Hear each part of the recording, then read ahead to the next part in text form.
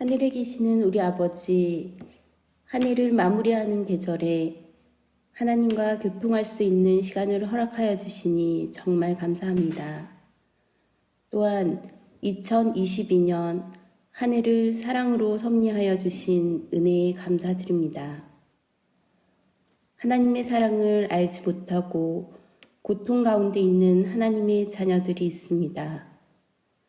하나님께 간절히 손모은 그곳에 위로와 치유의 손길을 주셔서 하나님 안에서 모든 사람들이 행복을 누리게 하여 주시옵소서. 우리는 지금 마지막 때를 살아가고 있습니다. 사단의 공격과 죄로 얼룩진 세상은 더욱더 남은 자손들을 흔들고 있습니다. 이러한 때 하나님께서 주시는 전신갑주로서 이 모든 것을 이겨내고 승리하게 하여 주시옵소서. 오늘 말씀을 주실 이정환 목사님에게 성령 하나님께서 함께하여 주셔서 우리에게 시기적절한 말씀으로 준비되게 하여 주시옵고 함께 말씀 앞에 무릎 꿇고 기도하는 한국 재림교회 모든 성도들에게 성령 하나님께서 함께하여 주시옵소서. 이 시간 하나님의 말씀과 기도로 은혜가 풍성히 내려지는 시간 되길 간절히 바라오며 사랑 많으신 예수님의 이름으로 기도드립니다. 아멘. 재림 성도 여러분, 안녕하십니까? 하나님의 전신갑주를 입으라 두 번째 시간입니다. 먼저 하나님의 말씀 에베소서 6장 10절부터 18절의 말씀을 봉독하겠습니다. 끝으로 너희가 주 안에서와 그 힘의 능력으로 강건하여 지고 마귀의 간계를 능히 대적하기 위하여 하나님의 전신갑주를 입으라. 우리의 씨름은 혈과 육을 상대하는 것이 아니요 통치자들과 권세들과 이 어두움의 세상 주관자들과 하늘에 있는 악의 영들을 상대함이라. 그러므로 하나님의 전신갑주를 취하라. 이는 악한 날에 너희가 능히 대적하고 모든 일을 행한 후에 서기 위함이라. 그런즉 서서 진리로 너희 허리띠를 띠고 의의 호심경을 붙이고 평안의 복음이 준비한 것으로 신을 신고 모든 것 위에 믿음의 방패를 가지고 이로써 능히 악한 자의 모든 불화살을 소멸하고 구원의 투구와 성령의 검 곧 하나님의 말씀을 가지라. 모든 기도와 간구를 하되 항상 성령 안에서 기도하고 이를 위하여 깨어 구하기를 항상 힘쓰며 여러 성도를 위하여 구하라. 아멘. 저희는 어제 말씀을 통해 신앙생활은 우리의 마음속에 하나님의 품성을 세울 것인지 사탄의 품성을 세울 것인지를 놓고 벌이는 선악의 싸움임을 재인식하게 되었습니다. 우리가 치르는 영적 전쟁은 사람과의 다툼이나 어떤 특정 장소에서 벌어지는 것이 아니라 바로 보이지 않는 존재인 사탄과 우리 자신의 마음에서 이루어지는 선악의 싸움입니다. 그래서 하나님의 자녀로 부름받아 예수님을 따르는 신앙생활이 시작되었다면 저희들의 삶을 바라볼 때 절대로 잊지 말아야 할 것은 저희들의 모든 삶이 바로 선악의 전쟁이라는 관점입니다. 구약 성경이 많은 전쟁의 이야기를 기록하고 있는 것도 그 영적 의미와 속뜻이 바로 여기에 있습니다. 그래서 구약 성경에 기록된 전쟁 이야기를 읽을 때 상대에게 승리해서 성을 점령하고 전리품을 얻는 가시적인 것에 초점을 맞추지 마시고 그 전쟁에서 이길 때의 믿음의 조상들의 마음의 상태에 초점을 맞춰서 교훈을 얻어야 합니다. 바로 궁극적으로 영적 전쟁의 승리를 위해 이 역사를 기록하고 있기 때문입니다. 이렇게 성경 전체를 관통하고 있는 선악의 대쟁투의 관점으로 저희 자신을 바라본다면 저희들은 누구입니까? 네, 바로 하나님의 전쟁을 수행하는 군인인 것입니다. 성도는 군인이며 교회는 군대인 것이죠. 우리 스스로 자신을 하나님의 군인으로 인식하는 것, 바로 이 지점에서 신앙의 성패는 시작된다고 할 수 있습니다. 아메리카 인디언들에게서 전래되는 이야기 중에는 닭장 안의 독수리라는 이야기가 있습니다. 어느 날 한 인디언 용사가 길을 가다가 독수리 알 하나를 줍게 됩니다. 잠시 어떻게 해야 하나 망설이다 그 알을 닭장 안에 넣어두게 됩니다. 얼마 뒤 그 독수리 알은 부화했고 병아리들과 함께 자랍니다. 독수리가 태어났으니 닭장 안은 난리가 났겠죠? 아닙니다. 그 새끼 독수리는 여느 병아리처럼 어미닭을 졸졸 따라다니고 꼬꼬꼬 소리를 내고 부리로 땅을 헤치고 벌레와 곡식을 쪼아 먹는 게 아닙니까? 그리고 그 병아리들이 물을 마시고 하늘을 쳐다보는 것까지도 똑같이 따라하며 그의 외모에는 어울리지 않지만 영락없는 병아리로 자라나게 됩니다.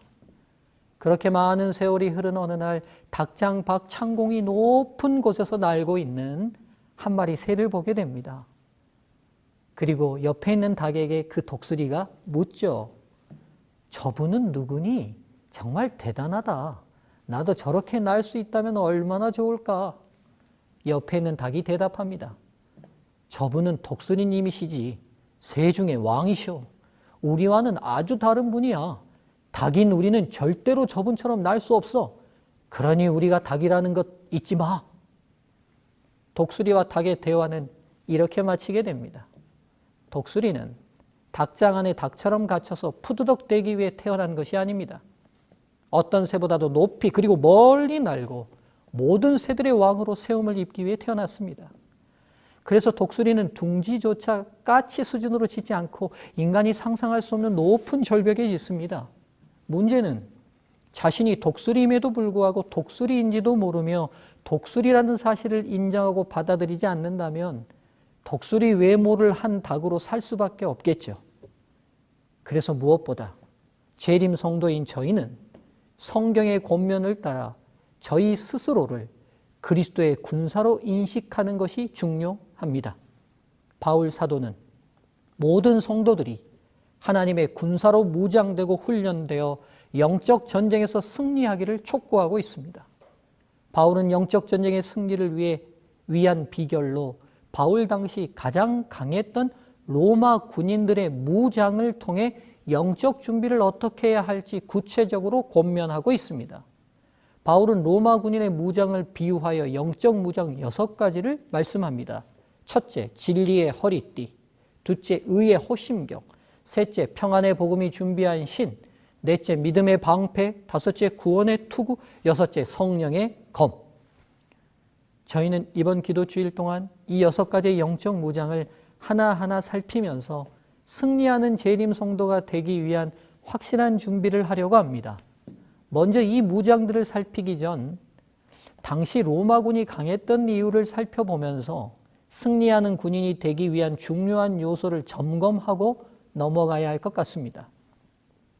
로마인 이야기의 작가 시오노 나나미는 그의 책에서 로마군이 강했던 이유를 요세푸스의 유대 전쟁기의 내용을 빌려 설명하고 있습니다. 그 부분을 소개해 드리겠습니다. 로마 병사들은 전쟁이 일어났을 때 비로소 무기를 드는 것이 아니다. 평화로운 때는 인생을 즐기다 필요할 때만 무기를 들고 전쟁터로 나가는 것이 아니다. 마치 무기를 손에 들고 태어난 것처럼 그것도 실전에서 시험해 볼 기회를 기다리고 있지만은 않겠다는 듯이 날마다 훈련과 연습에 힘쓰고 있다. 이 군사훈련의 격렬함은 실전과 전혀 다를 게 없다. 실제로 전투를 할 때와 똑같은 기백으로 혹독한 훈련을 거듭한다. 그 때문에 실제 전쟁터에서도 평정을 잃지 않고 지쳐서 비명을 지르는 일도 없고 전투 대형을 무너뜨리는 일도 없다. 그래서 거의 언제나 승리를 얻는다. 어떤 적도 그들만큼 엄격한 군단 생활을 하지 않는다. 로마 병사와 다른 나라 병사 사이에 뚜렷한 격차가 생기는 것도 바로 그 점이다.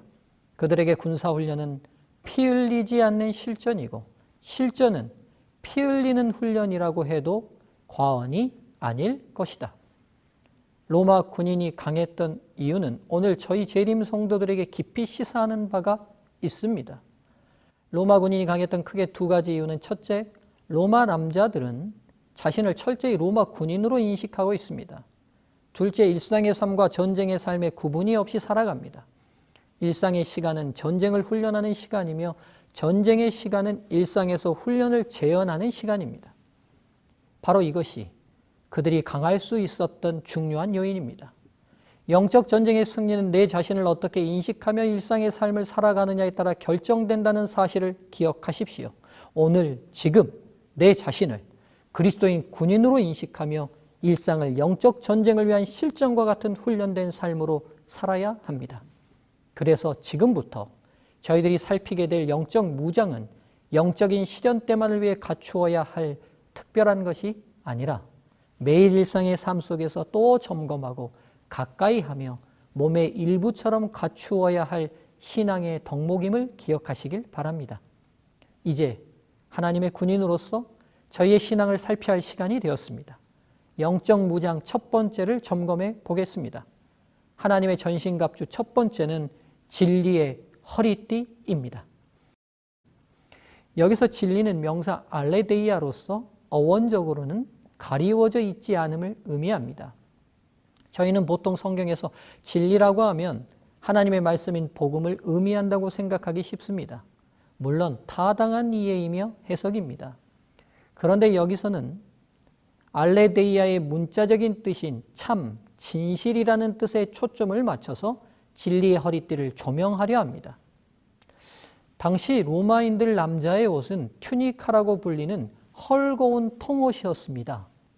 이 옷을 입고 무엇인가를 하려면 가장 먼저 해야 할 것이 바로 허리띠를 둘러서 움직이는데 불편하지 않도록 옷을 고정하는 일이었습니다. 허리띠를 하지 않으면 활동의 모든 것이 제약을 받을 수밖에 없었습니다.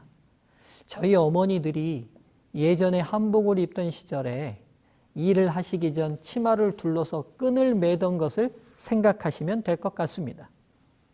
전쟁에 임했던 로마 군인의 복장의 가장 첫 번째 준비는 바로 허리띠를 단단히 하는 것이었습니다. 영적 전쟁에서 허리띠와 같은 기능을 하는 것이 바로 진리, 즉 참, 진실, 정직이라고 사도 바울은 권면하고 있습니다.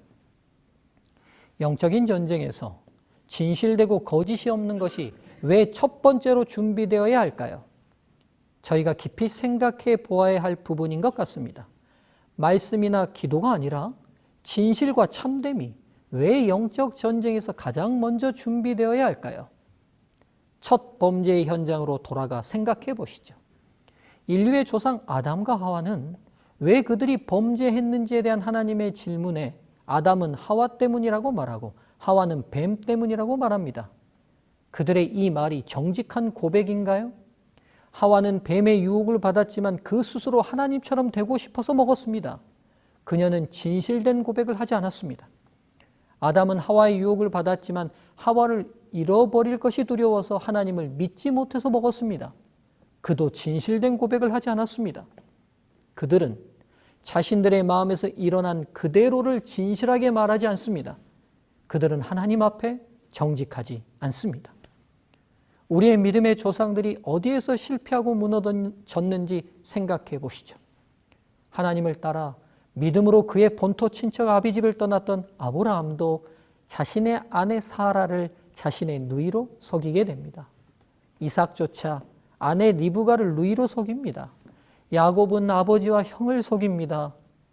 대단한 믿음의 결단과 실천이 있었지만 그들은 진실되지 않은 마음으로 영적 전쟁의 패배를 경험하게 됩니다. 부족하면 부족한 대로, 약하면 약한 대로, 있는 그대로 정직하고 진실하지 못하면 사탄과의 영적 전쟁에서 저희 스스로 패배의 문을 여는 것과 같습니다. 왜 정직하지 못한 그 상태가 영적 전쟁에서 이미 패배가 되는 이유가 무엇일까요? 요한복음 8장 44절 너희는 너희 아비 마귀에게서 났으니 너희 아비의 욕심대로 너희도 행하고자 하느니라. 그는 처음부터 살인한 자요 진리가 그 속에 없으므로 진리에 서지 못하고 거짓을 말할 때마다 제 것으로 말하나니 이는 그가 거짓말장이요 거짓의 아비가 되었음이라. 바로 우리의 싸움의 대상인 사탄 자체가 거짓이며 비진리이며 부정직입니다. 그런데 저희가 그 존재와 같은 특성을 지닌다면 바로 우리는 그와 같은 편이 되는 것이 아닙니까? 사탄을 욕한다고 해서 사탄과 싸우는 것이 아닙니다. 사탄을 비난한다고 해서 사탄이 우리를 자신의 적으로 생각하는 것이 아닙니다. 저희가 사탄을 욕하고 비난해도 진실하고 참되고 정직하지 못하다면 사탄은 우리를 자신의 편으로 생각합니다. 우리가 싸우는 대상의 진상은 바로 거짓의 아비입니다. 그래서 사탄과의 싸움에서 승리를 위해서는 진실과 참으로 임해야 합니다. 나는 거짓된 진술을 하는 모든 자들에게 그들이 처음부터 거짓말장인 사탄을 섬기고 있다는 것을 경고하라는 명령을 받았다. 우리는 사탄처럼 되지 않도록 거짓에 대하여 경계하자. 나는 모든 사람에게 진리의 띠를 띠도록 권한다. 모든 변명이나 과장된 말을 버리라. 결코 거짓된 진술을 하지 말라. 진실된 마음, 거짓이 없는 마음이 영적 전쟁의 준비의 첫 번째가 되어야 하는 또 하나의 중요한 이유가 있습니다. 이 영적 전쟁은 우리 힘으로 승리하는 것이 아니라 하나님의 은혜와 예수님의 사랑과 성령의 역사심으로 얻어지는 승리입니다. 바울 당시 로마는 보급으로 승리한다라는 말을 들을 만큼 전쟁 수행 중 보급이 완벽하게 이루어졌다고 합니다. 그들이 점령한 모든 것에 길을 닦은 이유도 다름이 아니라 보급을 위해서였습니다. 세상의 모든 전쟁은 보급의 승리자가 최후의 승리자가 됩니다. 지금 현재 최전선에서 전쟁을 수행하는 군인들이 자신들의 상황을 진실되게 정확하게 바르게 보고하지 않으면 상부에서 돕고 싶어도 도울 수 없습니다. 탄약이 떨어졌다면 탄약이 떨어졌다고 말해서 보급을 받아야 하고, 군량이 소진되었으면 군량이 떨어졌다고 보고해야 합니다. 전투에서 패배해서 밀리고 있으면 바르게 전황을 보고해서 쥐염병을 보충받아야 합니다.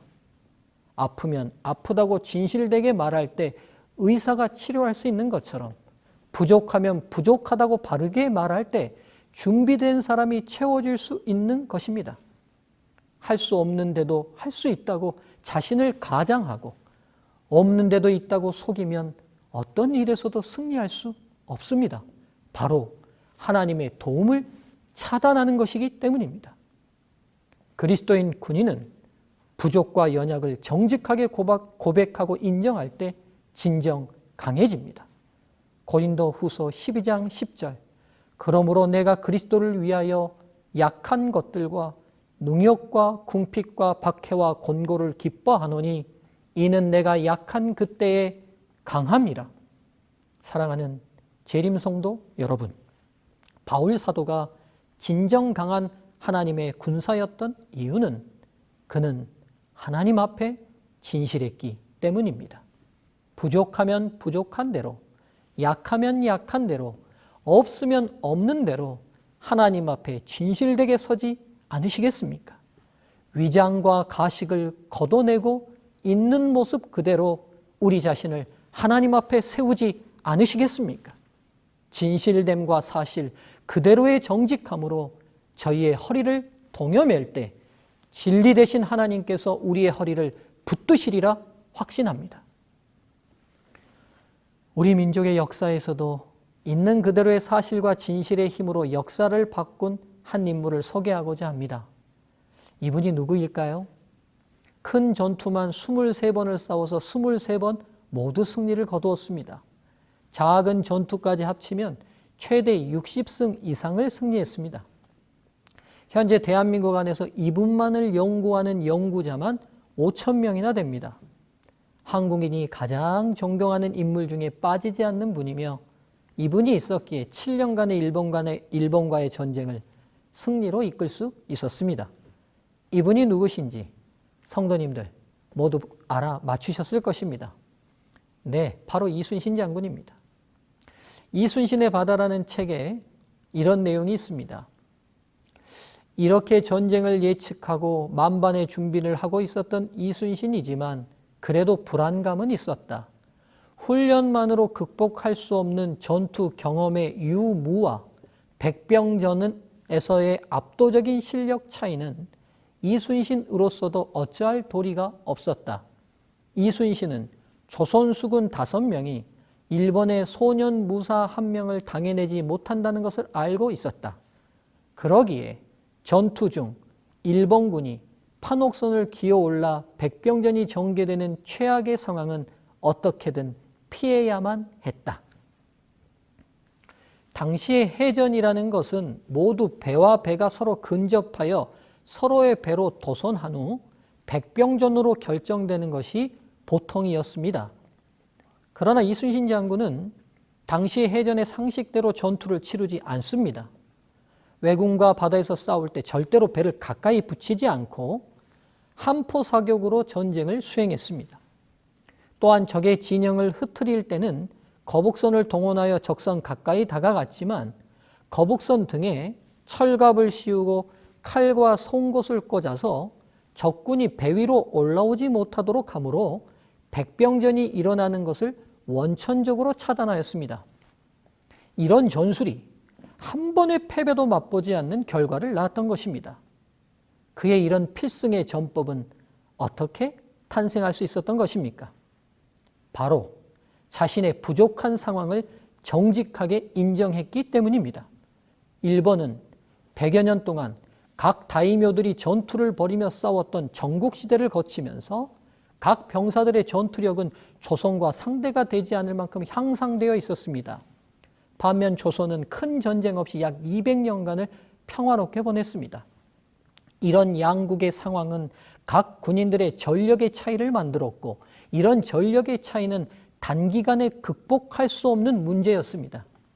이순신 장군은 조선군의 실력의 한계를 정직하게 인정하고 수용합니다. 자신들의 현재의 부족과 한계를 사실 그대로 받아들이며 전쟁을 준비합니다. 바로 이 정직함이 승리를 가능하게 한 새로운 해군 전법을 가능하게 했던 것입니다. 눈에 보이는 세상의 전쟁도 자신을 있는 그대로 인정하는 눈에 보이지 않는 마음의 진실함이 결정적 요인으로 작용했음을 알게 됩니다. 사랑하는 재림 성도들이시여, 진실함은 영적 전쟁인 저희 모든 삶에 있어서 가장 먼저 준비되어야 할 영적 무장임을 결코 잊지 않으시길 간절히 바랍니다. 이제 오늘의 말씀을 마치면서 모든 그리스도인을 두 종류로 분류해 보면 진리의 허리띠를 맨 정직한 그리스도인과 진리의 허리띠를 푼 부정직한 그리스도인으로 나눌 수 있을 것 같습니다. 진리의 허리띠를 맨 정직한 그리스도인은 이렇게 자신을 바라봅니다. 나 자신은 죽을 수밖에 없고 죄 유혹에 연약하며 세상 것을 사랑하는 약한 육신을 지니고 있는 것을 있는 그대로 인정합니다. 오늘도 넘어지고 실패했다는 사실을 고백합니다. 그래서 나는 진리 되신 구주 예수님의 용서와 힘과 능력이 절대적으로 필요한 존재임을 진실하고 겸손하게 받아들이며 매일 그분을 의지합니다. 그러기에 이런 진실의 허리띠를 매는 자는 진리의 허리띠를 늘 함께 맬 수밖에 없는 것입니다. 반면 진리의 허리띠를 푼 부정직한 그리스도인은 이렇게 자신을 바라봅니다. 나 자신은 내 의지와 힘으로 스스로 일어설 수 있습니다. 혹 내가 넘어진 것은 운이 나빠서이며 혹 내가 실수한 것은 내 곁에 사람을 잘못 만났기 때문입니다. 나는 다른 사람들과는 달리 도덕적이고 윤리적입니다. 이런 삶으로 누구보다 충분한 삶을 살고 있습니다. 이렇듯 진실의 허리띠를 푼 자는 결코 진리의 허리띠를 맬 필요를 느끼지 못합니다. 사랑하는 재림 성도 여러분, 저희가 진리이신 예수님을 간절히 찾지 않는 이유는 바로 저희가 진실하지 못하기 때문입니다. 자신의 연약함과 부족함, 한계와 불완전함을 진실되게 아는 재림 성도는 매일 매순간 어떤 경우에도 진리이신 예수님을 놓지 않습니다. 아니, 놓을 수 없습니다. 연약한 죄인이며 불완전한 자신을 있는 그대로 볼 수 있는 진실함이 바로 진리이신 예수님의 존재 자체를 간절히 사모하는 귀결이 됩니다. 성도 여러분, 매사 모든 일에 진실과 정직된 삶으로 나아갑시다. 그것이 영적 전쟁에서 저희가 무엇보다 첫 번째로 갖추어야 할 무장임을 기억합시다. 오늘의 말씀을 마치겠습니다. 감사합니다.